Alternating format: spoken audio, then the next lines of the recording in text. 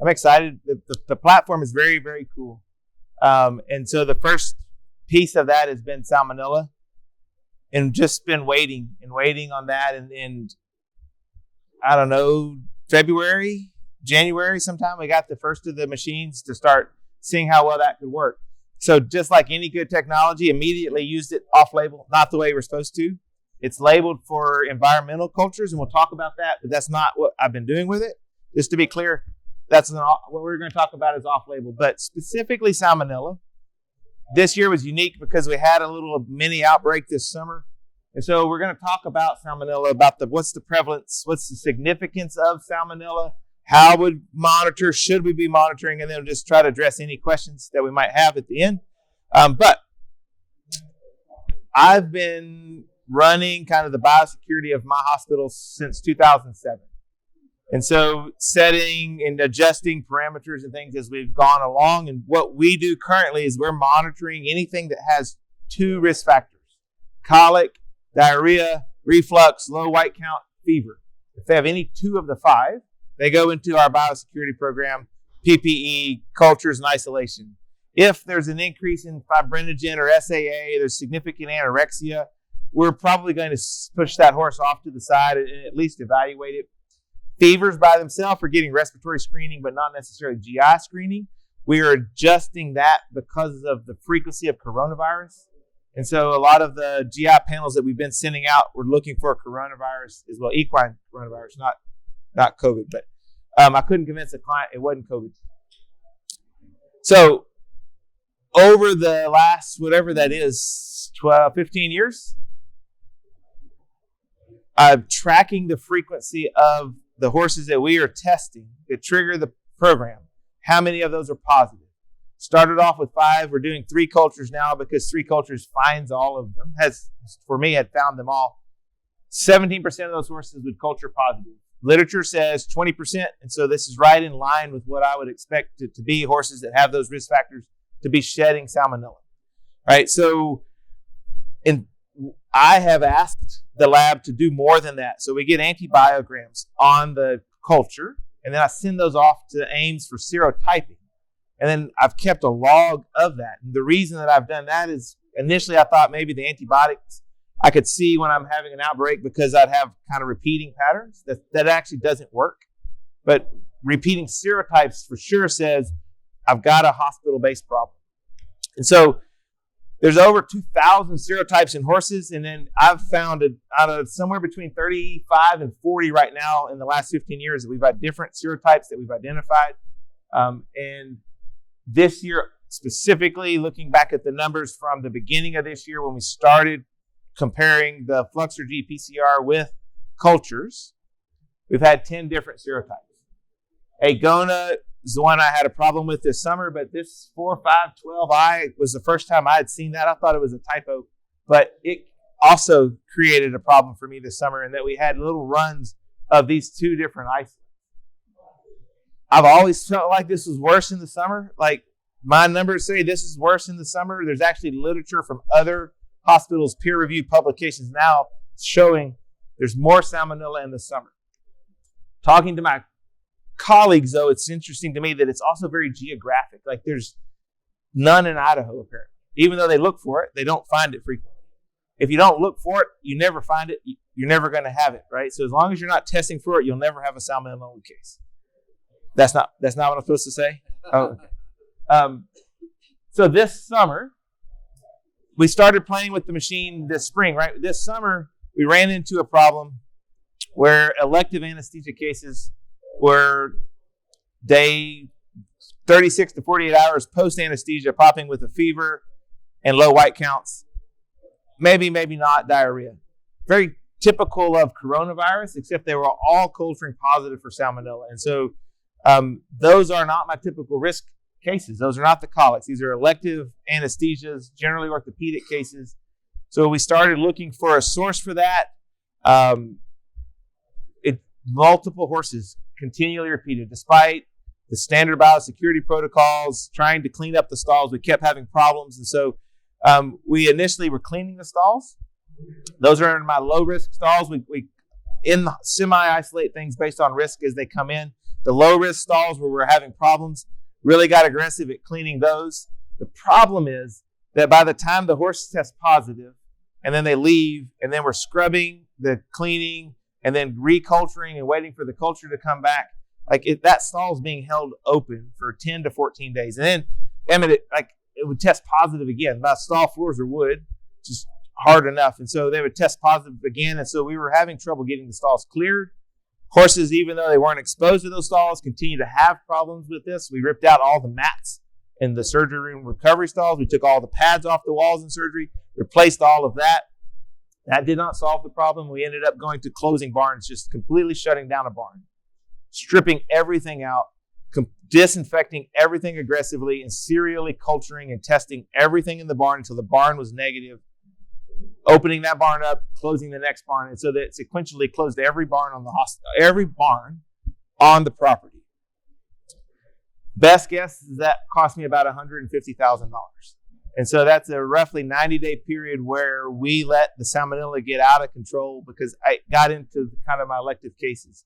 And so that's based off of what my budget would have been and what we thought the revenue should be, but we're turning away cases because of the issue. Fortunately, it's not a big public brouhaha. It's not on social media. It's not a big deal from a PR standpoint, but it was on a revenue standpoint because I could not clear the stalls. So then the question is, should we be monitoring for Salmonella? And on my colics, absolutely. 20% positive, I'm looking for that every day of the week. My elective cases, I don't know. There's some, depending on cost benefit, we're looking at that $150,000. If I could catch that elective case that created all the problems and shut it down, it's definitely worth testing everything. But what we have seen looking at the monitoring is the antibiogram of the agona changed over that 90 days and became more resistant. The antibiogram of that 2, 4, 5, 12I changed over the 90 days and became more resistant. So looking at the antibiograms and saying, well, that's not the same isolate because it's different, did not actually hold up because it didn't get better. It just got worse over time. And so we had a little run of agona and we had a little run of that, the other isolate, and all that ended mid-August. As we shut down the barns, I think my last stall actually got opened up. My last high-risk stall got opened up 8 or 9 days ago. And so we're turning away colic surgeries, turning away colics, turning away rescheduling elective cases, putting off elective cases. It's just a wreck. And so absolutely we should be monitoring. We should be looking for this. Positive cases, I want the serotype because that's how I knew I was the problem, is that I had sequentially serotypes. Because of COVID, Ames was so far behind that in June, I did not get the serotypes until October. And so we're not getting any of that data in time to really make a decision. We were assuming we were having a problem because the frequency was so much higher than it typically should be. So if I send a sample to the lab, they're going to enrich it. It's going to sit for a few days.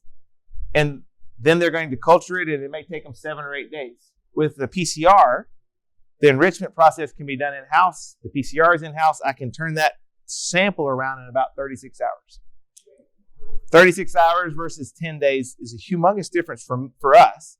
So we really were interested in how well would this compare. So basically, we're submitting every culture that I had. We're running it through the PCR. Again, off-label, but we were looking at both environmental PCRs compared to environmental cultures and looking at patient PCRs versus patient cultures, and then doing serial testing. What we found was that it's not unexpected, right? It's not consistently shed in every fecal sample. You won't find it culture-wise in every fecal sample. It's the reason you do multiple cultures. Initially, the patient PCR and the patient cultures were not in great agreement, not high enough where I felt comfortable saying, this is my only test. But when we started making aliquots of multiple fecal piles to PCR, that problem went away. And so we're looking at aliquots of multiple fecal piles in the selenite enrichment process overnight. There's a cleaning process with the centrifuge and some filtering to get the debris out. That really helped then to get the PCR to function and give us the data that we thought we would believe. still have a horse that would not run on the PCR. There's still occasionally going to be some sort of inhibitors in some patients that are going to prevent the PCR from running correctly. It just gets sent out for culture. So from a standpoint then of what's my cleaning process and monitoring, like we really want to try to clean this up. And so our cleaning protocols, not involving any sort of pressure washing, that's a bad thing, sprays everything everywhere, is aggressively removing the debris. I probably should culture the shop vac, because that's one of the steps of trying to get this out, is vacuuming up the last of the debris. Really a scrubbing. And we, using accelerated hydrogen peroxide, scrubbing, letting it sit, trying to get that contact time, scrubbing again, letting that sit, rinsing, drying, and then the next day following up with the phenol, and letting that dry, and then doing drag cloths or swabs for the cultures in PCR. As we continue to have problems and we started trying to digging into it, there's always this turnover of staff at the end of the summer as people graduate, they get into vet school, they finish their degree. And so we always have this churn at the end of the year, at the end of the school year.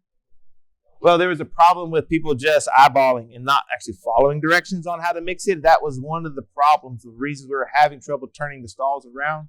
And then we had, just as we've expanded, the water pressure on the property can be affected depending on how many barns are running at one point in time. So that aggressive elbow grease cleaning is really important. So once we get it clean, once we mix things correctly, we can start to get some of these stalls turned around and cleaned up. So the important part of this, the part that I wanted to get to for the last, say, 10 minutes or so, is, well, how did that compare? So what have we done so far? March through August, I have 69 samples. My goal was to get to 100. I wanted 50 of each, and this is just by random chance that of the 69 samples, 30 were positive, 39 were negative on culture.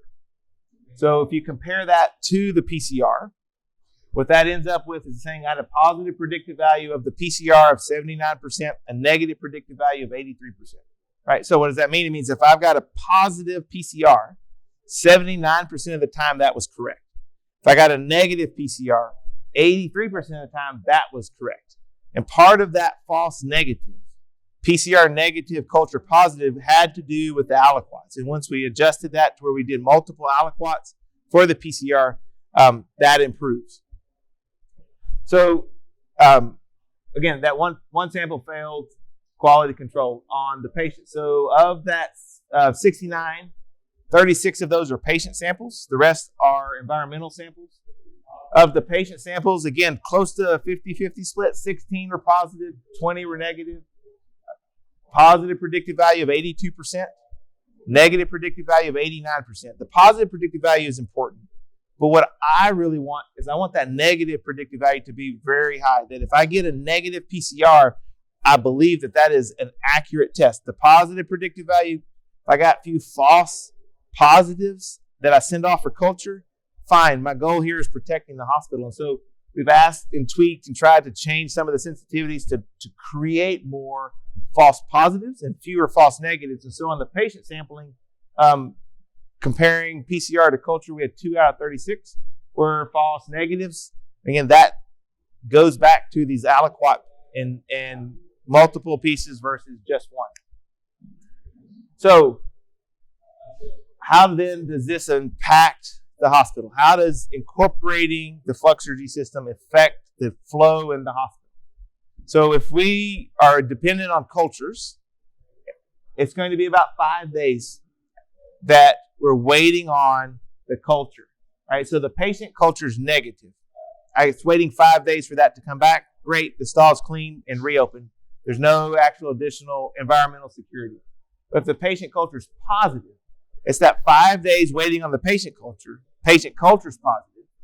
They leave. It's about a 5 day, it's a 3-day process. And then another 4 to 5 days waiting on the culture to come back. It's more than 10 days that we're waiting on that process to get cleaned up. If I can in-house PCR, I know within 36 hours if that patient is positive or negative compared to doing the serial cultures. If that patient's positive, I got my 3-day cleaning process, which is not going to change either way, but it's a 1-day process after the fact on the environmental sample to clear the stall.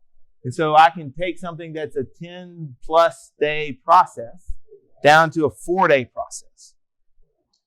I like that.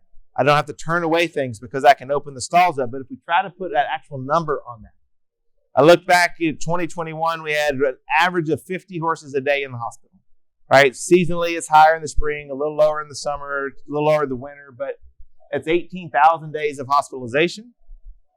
Revenue from that was about $40 a day. Horses that were in the hospital generated an average of $106 a day. So when I have a patient in the stall, it's about $140 of revenue. When that stall is open and I need it, it's a loss of $140 of revenue. If the process is 10 days, that's $1,500.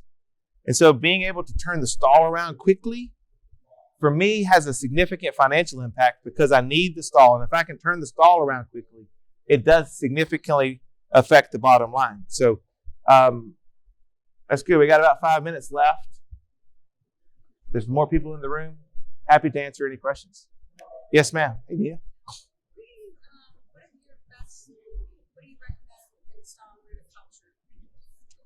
So the buckets are all taken out and they're scrubbed and disinfected. But the stall itself, we're doing floor swipes and wall swipes. And the staff gets encouraged and rewarded if they can find a positive. Like the goal is to find a positive. And so they're cleaning.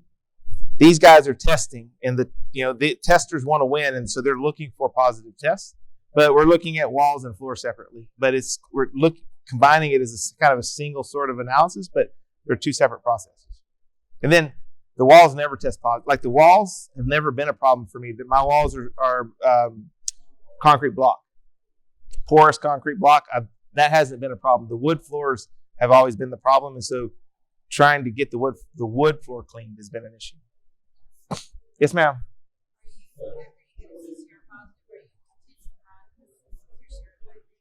Yes. So that's going to cost me a little extra money because I'm doing dual tests now. But if the PCR is positive, we're confirming that with culture. Confirmation with culture, it goes on for serotyping so I can continue to track my data and look for little outbreaks that I'm responsible for. The first outbreak, just as a side, was the nasogastric tubes. Like once you reflux them and then you hang them up and you sit on the next horse, we started having little miniature Salmonella outbreaks. I found it in the nasogastric tube. Yes, ma'am.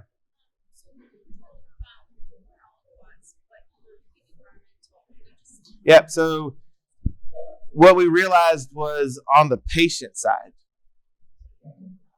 not every, like I submit three samples for culture, one of those might be positive, right? If I grab the PCR out of the negative one, the PCR is negative, but comparing it to a culture on that patient ultimately being positive. And so there was the predictive value of the test was not strong enough for me to be really comfortable that I can quit doing cultures on everything. But when you look at then taking aliquots and doing 3 different fecal piles, aliquots, enriching that as a single test, that then matches with the culture really, really well. And so from the patient standpoint, we're looking at 3 grabs of different piles all together in one enrichment process, which we then PCR. And if that's positive, the combined sample goes out for culture. Whereas the environmental samples, it's swabs and they go into they have a little bag for kind of collection and that goes into enrichment. And so that is one sample versus one sample, where the patient it's several serial samples. Does that make sense?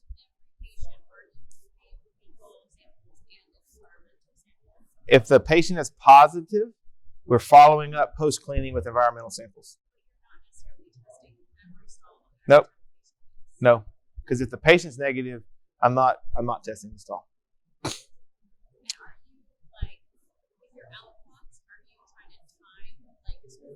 No. It's usually just as long as they're different fecal piles overnight, we're going to get 3 piles of feces and then we're going to culture those. So I have not been doing one every day for 5 days. It's just as long as they're different fecal piles. I've been happy with that. The initial kind of numbers that I looked at when I started this 15 years ago said that would supported that being as accurate as one a day for 5 days.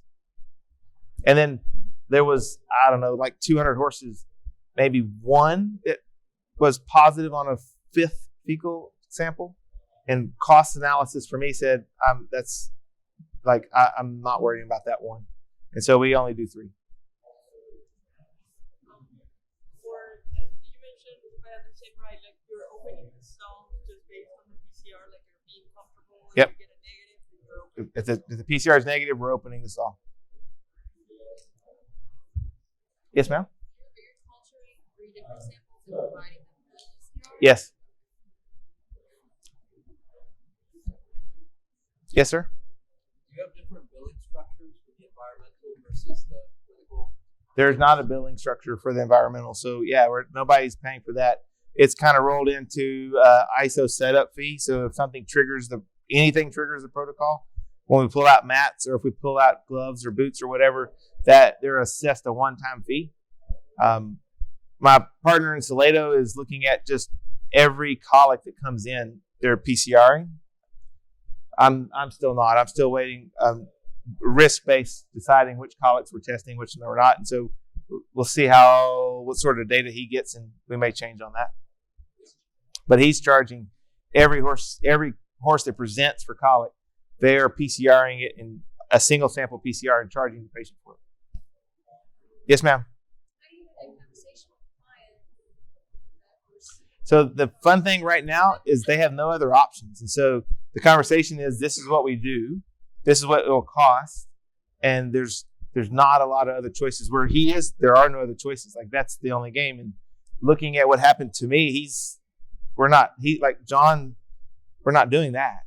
And so they're going to be a little more proactive and protective just to make sure that the wobblers and the elective stuff that he's doing on the necks, like that doesn't become a problem.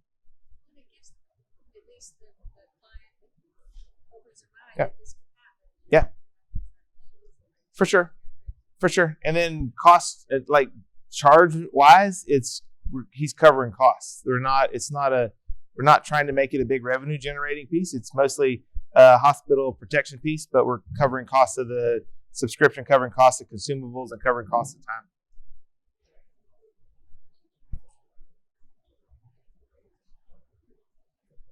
Thank you for questions.